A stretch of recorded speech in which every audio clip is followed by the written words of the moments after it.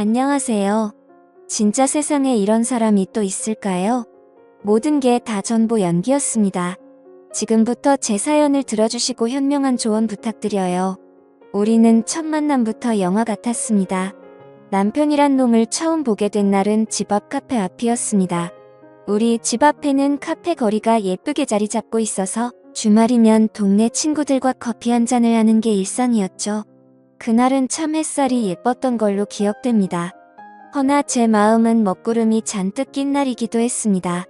3년이나 사귄 남자친구와 이별을 한 다음 날이었거든요. 술을 먹으면 괜히 울면서 남자친구에게 전화라도 하게 될까봐 기운 좀 차리려고 일부러 대낮에 친구들을 만난 거죠. 커피 한 잔을 하면서 쿨한 척 수다 떨고 웃고 그러다가 잠깐 카페 밖에 있는 화장실을 다녀오려고 카페 문을 연 순간 지금의 남편과 처음 마주치게 됐습니다. 선한 인상에 깨끗한 피부, 깔끔한 옷차림, 큰 키, 호감형이 귀티나는 남자였고 제가 화장실을 다녀올 때까지 그 자리에 서 있더군요. 그러더니만 저에게 조심스럽게 연락처를 물어봤습니다. 첫눈에 반했다면서요. 남자친구와 바로 전날 헤어져 이별 후유증을 떨치지 못했던 저는 남자친구가 있다고 거짓말을 하고 다시 카페 안으로 들어갔습니다. 어색하고 머쓱한 표정을 짓더니 그럼 알겠다고 하더니 카페 안에 주차돼 있던 고급차를 타고 어디론가 가더군요. 그 후로 그 남자는 제가 친구들을 집 앞 카페에서 만나는 날이면 카페 앞에서 서 있었습니다. 본인 마음 받아줄 때까지 언제나 서 있겠다고 하면서 말이에요. 그때까지는 정말 예전 남자친구에 대한 미련이 남아있는 상태라 누군가를 만나고 싶지 않았지만 제 친구들이 자꾸만 등을 떠밀었고 결국 될 대로 되라 식의 마음으로 저녁 먹자는 남편의 제안을 받아들였습니다. 그리고 저녁이 되자 남편은 저희 집 앞으로 저를 데리러 왔었죠. 본인이 예약해둔 식당으로 이동하면서 남편은 본인의 출신 대학교에 대해서 자연스럽게 얘기를 꺼냈습니다. 서울대라고 하더군요. 그리고 아무리 있는 집이라고 해도 이렇게까지 자기 자랑을 하나 싶을 정도로 본인 자랑과 과시를 많이 하더군요. 그런데 뭐 정말 어려서부터 너무 그런 생활이 익숙하다면 본인한테 자랑이 아닐 수도 있겠다는 생각에 별로 신경 쓰지 않았습니다. 어차피 이런 식으로 하루 만나서 기분 전환하려는 목적이 다였고 그 사람을 2번 만날 생각도 없었으니까 그러려니 했죠. 그 사람은 본인이 한국은행에 다닌다고 말하면서 어떻게 회사에 입사하게 되었는지 신나게 말해주더라고요. 그날 하루 수다를 떨다가 집에 돌아와서 마무리 인사를 주고받았고 다시 연락할 거라는 생각은 안 했었는데 다음 날부터 매일매일 연락이 오더군요. 회사가 안 바쁜가 싶었는데 일하는 시간에도 끊임없이 카톡이 왔고 퇴근한 이후 집에 도착해서도 잠들기 전까지 계속해서 저에게 카톡을 보내며 대화를 하고 싶어 했습니다. 제가 어떤 남자를 좋아하는지, 이상형은 어떤 사람인지, 제 취향은 무엇인지, 어떤 데이트를 좋아하는지 계속해서 캐물었어요. 저는 왠지 귀찮더라고요. 아직 저는 남자친구에 대한 마음이 정리되지 않았던 게 제일 컸고 그래서 연락에 대한 답장을 성의 없이 하거나 안 하거나 했습니다. 그렇게 본인에게 관심 없어하는 저에게 남편은 정말 끊임없이 연락을 했고 생각해보면 그 남자는 제가 좋아한다고 했던 이상형에 맞춰서 연애 기간 내내 다정하고 성실하고 자기 일에 열정적인 그런 남자인 척 참 열심히도 연기했었네요. 정식으로 만나자는 고백을 받고 며칠간 고민하다가 그래 만나보자 하고 남편의 손을 잡게 되었는데 정말이지 사랑받는 여자라는 느낌을 확실히 받을 수 있도록 남편은 저에게 잘했습니다. 주말 이틀 모두 다 저를 보러 와서 밤까지 알찬 데이트를 했고 시도 때도 없이 찾아오더라고요. 아무튼 그런 생활을 반복하면서도 제가 너무 무리하지 말라고 하면 얼굴 보고 너무 행복해서 본인이 좋아서 하는 거니까 걱정하지 말라고 그 사람은 그랬었죠. 그러던 중 하루는 카페에서 대화를 나누던 중 테이블 위에 놓았던 카드 지갑을 구경시켜주면서 민증까지 보여주었고 자연스럽게 민증에 쓰여진 주소지도 보게 되었어요. 저는 부동산에는 전혀 관심도 없고 무지했기 때문에 그냥 이 동네에 사는구나 라고만 생각하고 봤는데 자기 입으로 본인 아파트 자랑을 얼마나 하던지 지금 몇십억 넘는 아파트다 뭐다 하는데 그때 당시에는 별로 관심이 없었습니다. 그냥 진짜 부자 동네에 사는구나 라고 생각했죠. 또 하루는 시계를 풀어서 테이블 위에 올려놓고는 제가 묻지도 않았는데 시계를 열심히 보여주며 브랜드에 대해 설명했고 백화점에서 얼마를 주고 샀는지도 말해줬습니다. 아버지를 졸라서 샀고 백화점에서 할인해서 3천만 원 정도에 샀다고요. 그 이후로도 본인이 사는 곳에 대한 이야기를 귀에 박히게 말하더군요. 그리고 만나고 얼마 되지도 않은 시점부터 본인의 결혼관에 대해서 어필하더군요. 자기는 늦어도 2년 안에 결혼하고 싶으며 본인은 경제적으로도 정신적으로도 모두 준비가 되어 있으니 저만 괜찮다면 2년 안에 본인 부모님께 저를 소개시켜드리고 결혼을 진행하고 싶다고 했습니다. 저는 당황해서 어떻게 그렇게 빨리 확신을 갖고 결혼 얘기를 하냐며 그만하라고 말도 꺼내지 못하게 했습니다. 허나 그런 저를 끊임없이 안심시면서 정말 매일같이 결혼 얘기와 같이 사는 삶에 대해서 얘기하더군요. 거의 결혼을 세뇌당하는 느낌이었어요. 결혼 얘기를 할 때는 꼭 재력 이야기를 항상 덧붙이더군요. 나랑 결혼하면 돈 걱정은 안 하고 살 거야. 사모님 만들어줄게. 하고 싶은 거 다 말해. 아니다. 내가 그냥 카드를 줄게. 너는 그냥 나랑 같이 평생 살아줘. 듣자마자 어이없어서 웃음 나오는 그런 말을 너무 진지하게 하더군요. 본인 부모님이 갖고 계시다는 빌딩들의 위치를 말해주기도 했고 본인이 미리 받은 건물의 위치 건물세가 한 달에 얼마가 나오는지까지 전부 술술 입었어요.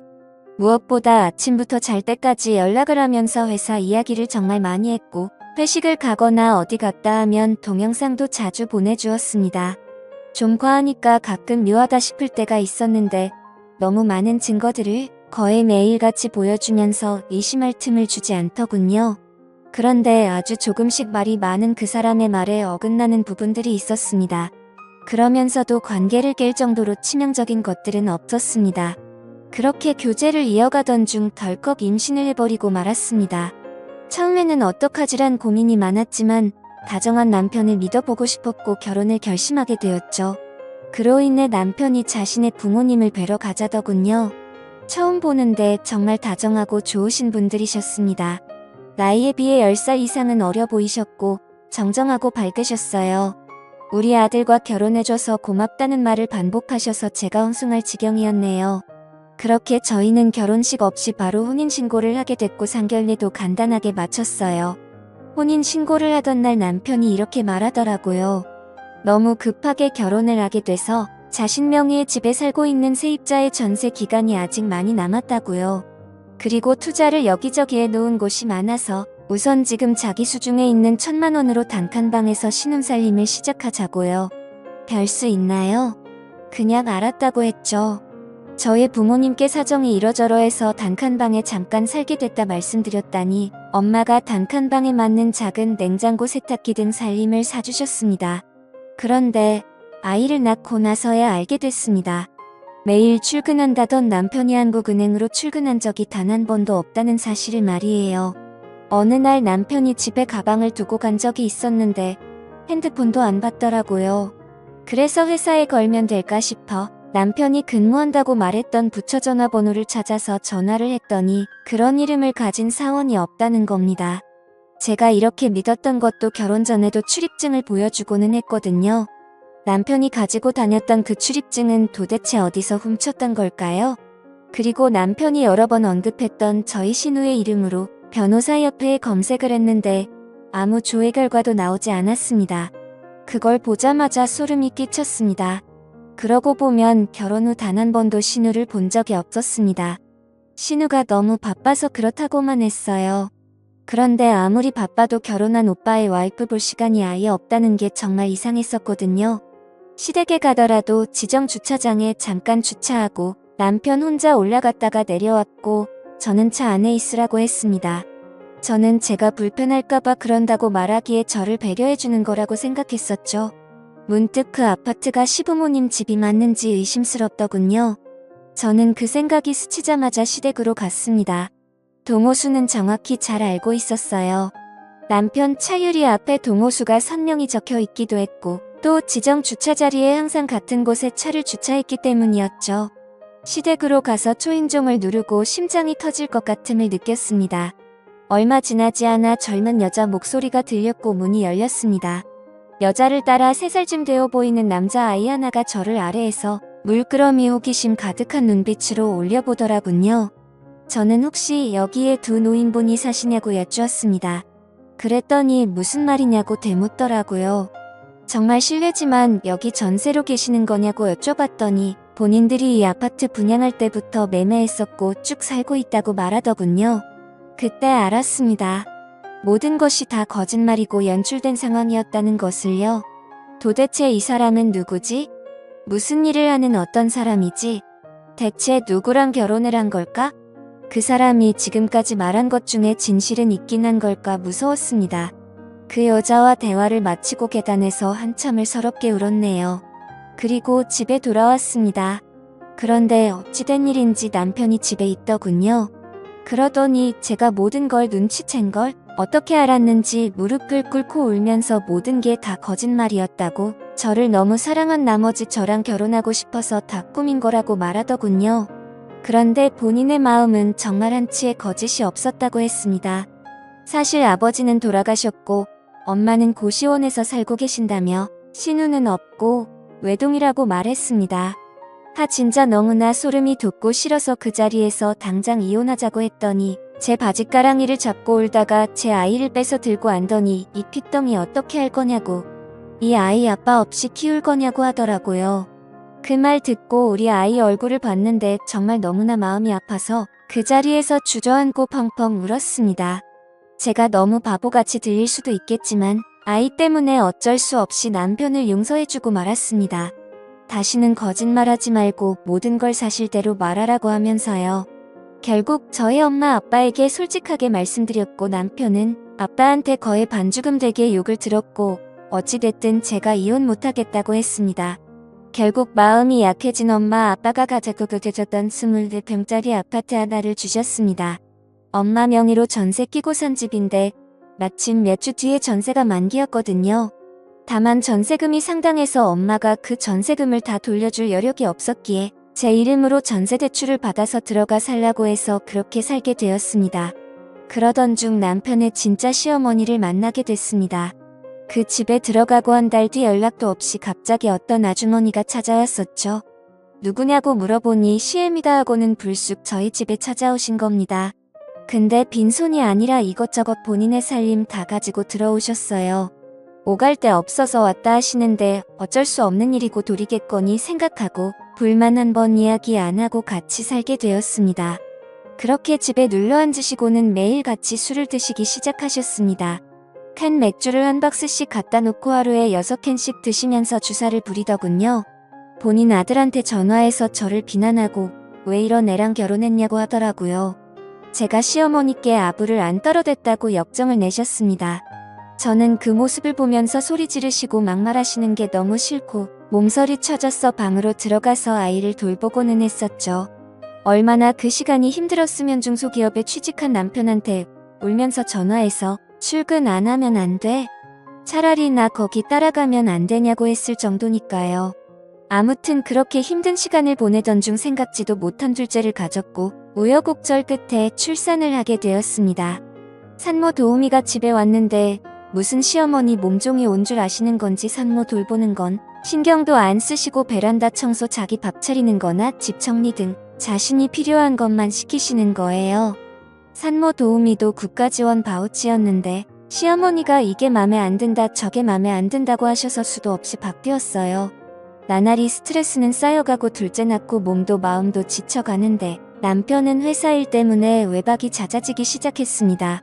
오죽했으면 큰아이가 아빠는 왜 우리 집에 놀러와서 잠도 안 자고 가냐고 물어볼 정도였죠. 퇴근하고 집에 와도 자정이 다 되어서야 들어왔습니다. 그러던 중 하루는 애들 재우다가 저도 피곤해서 잠들어 버렸을 때 시어머니가 방으로 뛰어오셔서 큰 소리로 너는 네 신랑 왔는데 어디서 자빠져 자고 있냐며 빨리 네 신랑 꿀물 내놔라고 하셨어요. 꿀 없는데요 라고 하면 새벽 시간인데도 당장 나가서 사오라고 하면서 잔소리를 엄청 하셨고 저는 정말 너무 지쳐갔습니다. 그렇게 지내던 중 시어머니 건강이 점점 많이 안 좋아지셔서 자꾸 부종이 생기셨고 복수가 차셨습니다. 그래서 결국 입원을 하게 되셨어요. 남편의 월급으로 입원비도 당장 문제였죠. 저는 결혼 전에 신용이 좋았었는데 이미 신용 불량자가 되었고요. 남편은 돈이 부족할 때마다 니네 엄마한테 얘기해서 돈 좀 빌려와달라고 하더군요. 그때 당시에 관리비며 가수비며 3달 정도가 밀려 있었고 아이들 반찬 사줄 돈이 없어서 두부안모 사는데도 벌벌 떨고 그럴 수준이었습니다. 그런 상황인데도 불구하고 남편은 매일 같이 늦게 들어오고 자신이 결혼 전 빌렸던 돈 때문에 여유가 없다면서 쥐꼬리만한 생활비만 주더라고요. 저는 지금 상황을 차근차근 다시 말했지만 남편은 괜찮아질 거야 라고만 말할 뿐 상황은 전혀 달라지지 않았습니다. 오죽하면 시어머니 입원비를 아들은 신경도 안 쓰고 제가 친정에 부탁해서 내고 있을 정도였죠. 결국 제가 전적으로 시어머니 케어를 해야 하는 상황이 되었고 아이들을 데리고 다녀야 해서 남편 차를 타고 병원에 다녔습니다. 그러던 중 병원에서 차를 타려고 갔는데 긁힌 자국이 생겼더라고요. 저는 곧장 블랙박스 메모리 카드를 빼서 집에 가서 영상을 확인해봤습니다. 그런데 뭔가 여자의 촉이라고 해야 할까요? 갑자기 긁힌 자국을 찾는 영상보다도 예전 영상부터 봐야겠다는 생각이 들더라고요. 그래서 확인을 해보는데 정말 기가 차더군요. 한숨조차 안 나오고 이게 뭔가 싶었습니다. 왜냐하면 주행 중인 차량 안에서 남편의 목소리가 들려오는데 옆에는 또 다른 여자가 타고 있더군요. 남편은 제게 어필을 할 때와 달라진 게 전혀 없이 똑같은 멘트, 똑같은 수법으로 또 다른 여자를 사귀고 있었던 겁니다. 왜 매일같이 늦게 들어오고 돈이 부족하다고 했는지 바로 알겠더라고요. 저는 용서를 해줬음에도 도저히 달라지지 않는구나 생각했고 절대 용서하지 않겠다고 생각했습니다.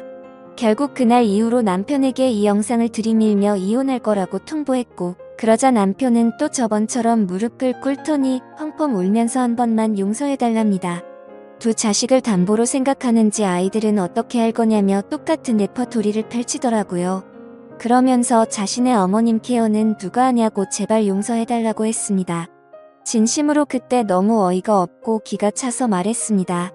네 어머니가 내 어머니야. 그리고 어머님이 나한테 어떻게 대하는지 뻔히 알면서 그딴 말을 하냐고 말했죠. 저는 더더욱 용서가 되지 않았고 결국 두 아이 데리고 그 집에서 뛰쳐나와서 친정으로 갔습니다. 며칠 동안 남편은 지금도 한 번만 용서해달라고 계속 연락이 오고 있고 바람핀 상대와도 다 끝냈다고 하네요. 이 모든 사건을 알고 계신 저희 부모님은 당장 이혼하라고 말하고 계시고 있고요. 솔직히 저 혼자라면 매몰차게 이혼해버리면 그만인데 두 아이를 보면 이게 맞는 건가 조금은 고민이 됩니다. 제가 어떻게 하는 게 맞는 걸까요? 제 사연 읽어주셔서 감사합니다.